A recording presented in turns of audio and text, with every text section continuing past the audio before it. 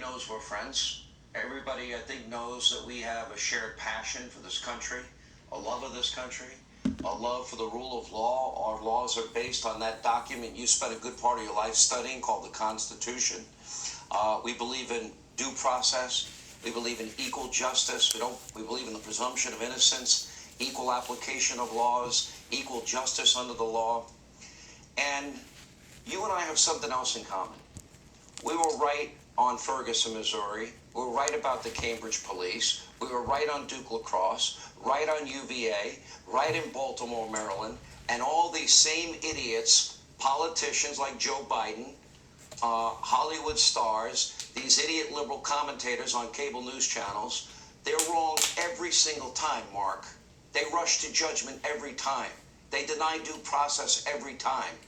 And I want your thoughts on when they do that, they create an atmosphere and an expectation of a result that when the evidence comes in is never going to happen. I believe that's likely to happen again. Your thoughts, sir?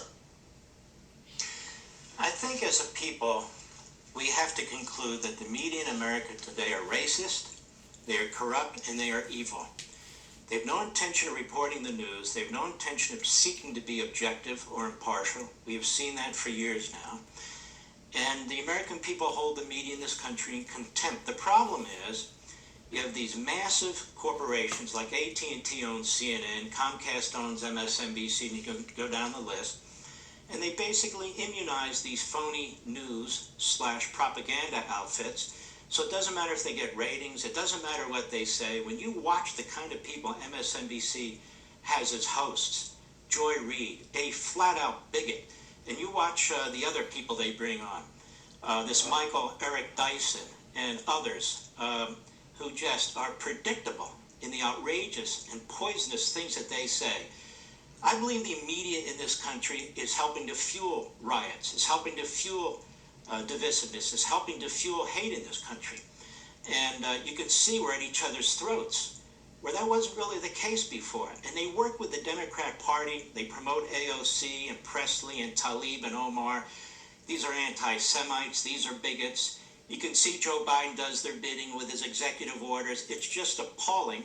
The use of Jim Crow when a Republican legislature is actually putting in statutes that are more liberal than what they have in Democrat Delaware, where Joe Biden spent his entire life. And more of this is going on. They are mainstreaming bigotry. When you see the way they treated the Lieutenant Governor-elect, Winsome Sears, the things they said about her, if it was a white person talking about a black person, they would be banned, and they should be banned. The things that are said on the House floor about white people and Jews and so forth, people should be expelled. This prosecutor, in this case against Kyle Rittenhouse, needs to have ethics complaints filed against him with the Supreme Court of Wisconsin. I went back and I looked at these charges. These charges are not acceptable. They're thin. To bring charges within 36 to 48 hours of a case like this, before you actually have an opportunity representing the state to get all the facts, to get all the information, to make a determination of what you should do. Your job as a prosecutor is to get to the truth. You represent the government. You represent the state. And so what's happening here is these prosecutors that Soros puts in, or they're just weak on their own, they respond to the mob.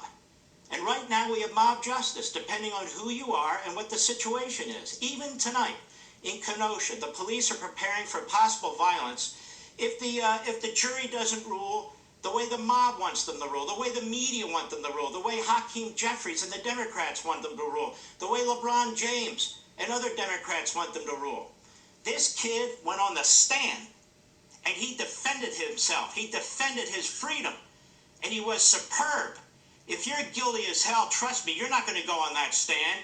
And he withstood the lies and the attacks by the prosecutor trying to trick him. He's 18 years old. He was absolutely outstanding.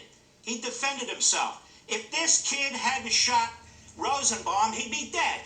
If this kid hadn't shot Huber, he'd be dead.